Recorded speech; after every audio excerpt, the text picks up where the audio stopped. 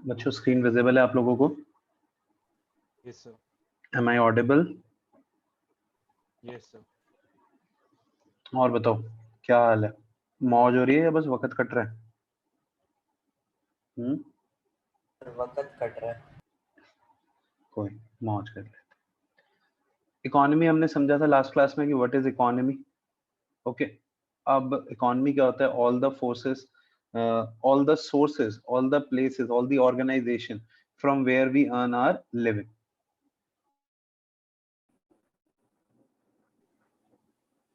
All the places from where we earn our living. ठीक है, अब हम पढ़ते हैं कि व्हाट इज इकोनॉमिक्स।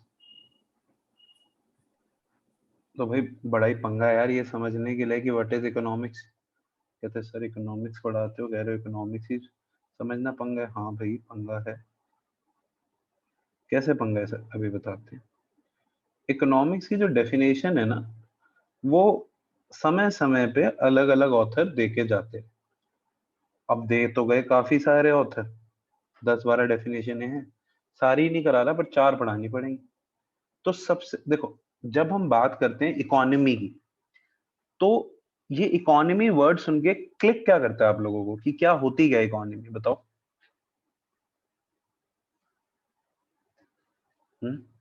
नॉर्मल बंदे से इकोनॉमी बोलो तो पैसा समझ आता है, ठीक है? So well. तो father of economics sir Adam Smith, उन्होंने एक डेफिनेशन दी जिसे कहा गया वेल्थ डेफिनेशन। उन्होंने कहा economics is science of wealth. ठीक है, economics is a study in determining the factors that affect wealth of a nation. का पैसा कमाना इकोनॉमिक्स है।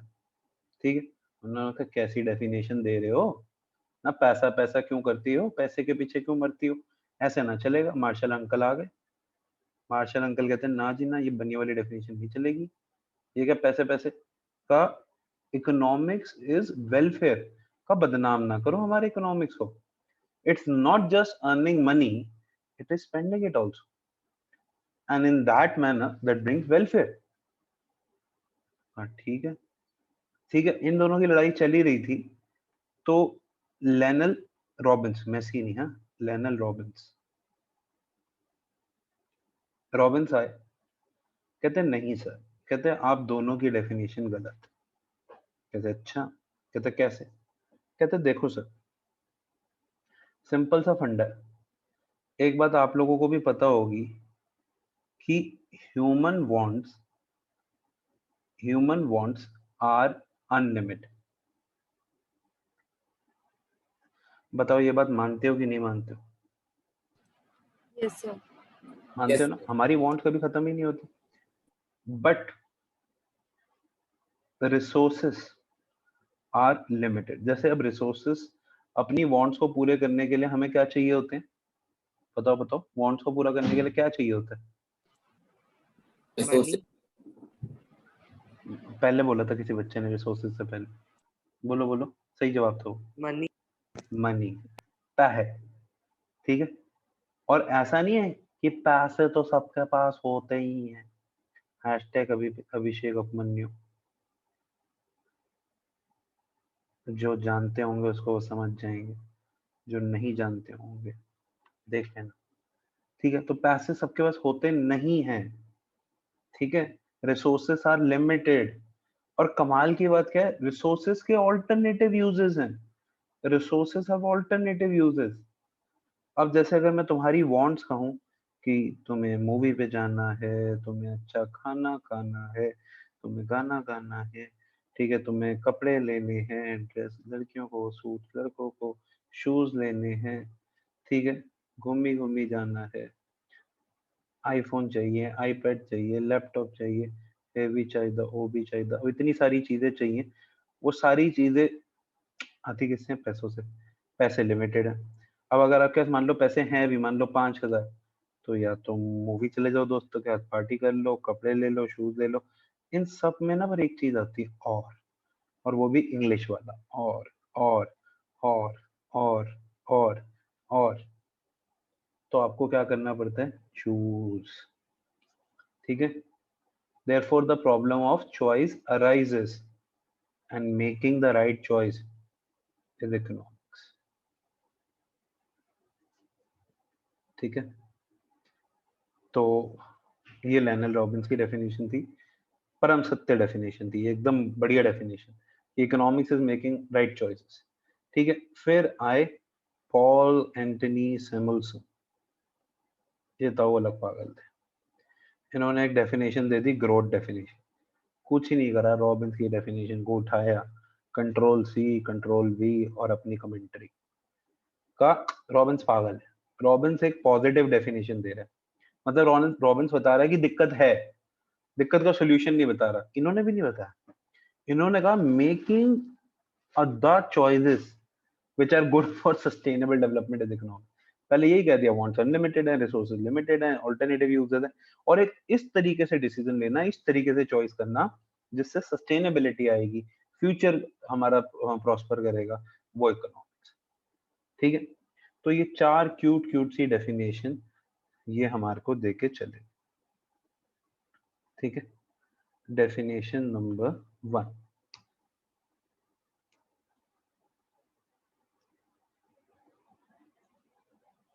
well definition, economic is inquiry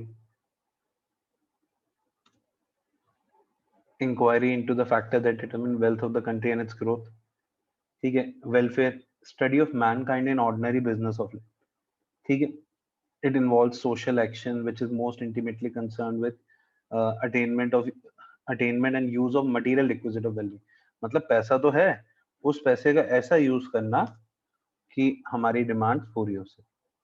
scarcity definition, देखिए ये इंपॉर्टेंट है सबसे। Economics is a science that study human behavior as a relationship between ends यानी wants and scarce means यानी resources। 3 important end ये wants unlimited, एक खत्म होती है दूसरी आ जाती है, means resources scarce है, और फिर उनके alternative use है। जैसे अब देखो पैसों का एग्जांपल ले, पेट्रोल, पेट्रोल कितने काम आता है? पेट्रोल से गाड़ी चला सकते हैं, पेट्रोल से जनरेटर चला सकते हैं, पेट्रोल से कोई मशीनें चला सकते हैं, पेट्रोल से ड्राई क्लीनिंग कर सकते हैं, पेट्रोल से बहू जला सकते हैं, काफी सारी चीजें हैं पेट्रोल से जो हम कर सकते हैं। ठीक है, पर सारी नहीं कर पाते ना।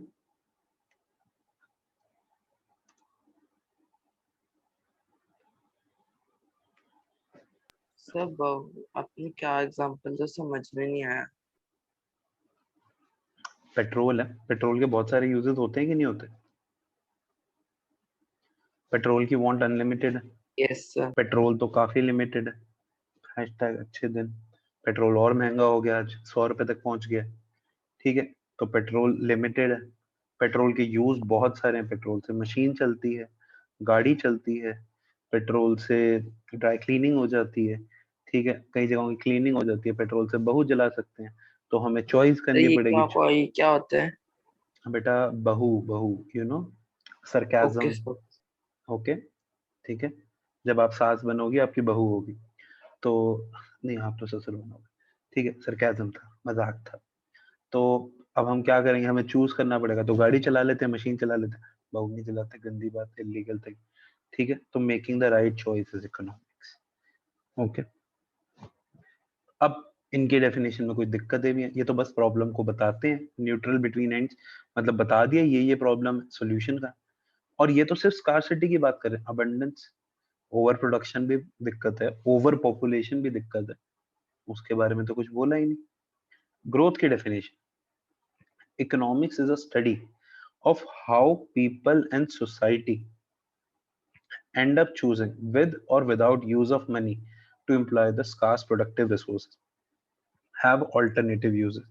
कुछ नहीं करा, देखो अभी तक ऊपर वाली डेफिनेशन को ना मुश्किल इंग्लिश के वर्ड्स में लिख दी, डिट्टो सेम चीज लिखी हुई है, same to same, to produce various commodity over time, future की बात बोल दी, distribute them for consumption of now और for in future.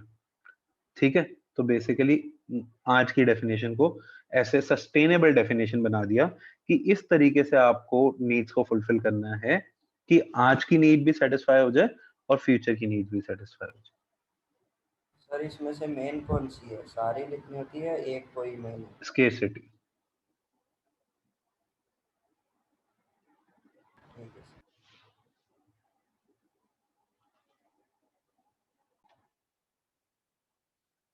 Micro economics और मैक्रो इकोनॉमिक्स का डिफरेंस। तो माइक्रो इकोनॉमिक्स, माइक्रो यानी छोटा, small, it is that study of the economics that study the behavior of individual economic, यानी एक व्यक्ति की डिमांड, एक व्यक्ति की सप्लाई, एक व्यक्ति की इनकम, ठीक है। मैक्रो इकोनॉमिक्स जो होती है ना, it study behaviour of whole economy, means aggregate demand, aggregate supply, okay. इसमें आता है डिमांड बाय कंज्यूमर। एग्रीगेट का क्या मतलब होता है? टोटल, एग्रीगेट का मतलब होता है टोटल। इसमें आता है डिमांड ऑफ कंज्यूमर, इसमें आ जाता है टोटल डिमांड ऑफ इकोनॉमी। इसमें आ जाता है price determination of the commodity, तो इसमें आ जाता है इनकम एंड एम्प्लॉयमेंट लेवल को पता करना, ठीक है। इसमें एक बंदे का कंज्यूमर इक्विलिब्रियम आता है, उसमें पूरी इकोनॉमी का इक्विलिब्रियम आता है। एग्जांपल में 2 पॉइंट्स मैंने टिक कर रखे हैं, बस वही 2 लिख लें। इसके जो मेन टूल है, its main tools are demand and supply. Demand हमने पढ़ लिया, सप्लाई हम पढ़ेंगे। यहाँ पे एग्रीगेट यानी टोटल डिमांड पूरे देश की और टोटल सप्लाई, इसे हम प्राइस थ्योरी भी कहते हैं और इसे इनकम एंड एम्प्लॉयमेंट थ्योरी। अब सुनो, ये 1 मार्कर्स के लिए बहुत इंपॉर्टेंट है, this is very important for 1 markers, ये नीचे वाला।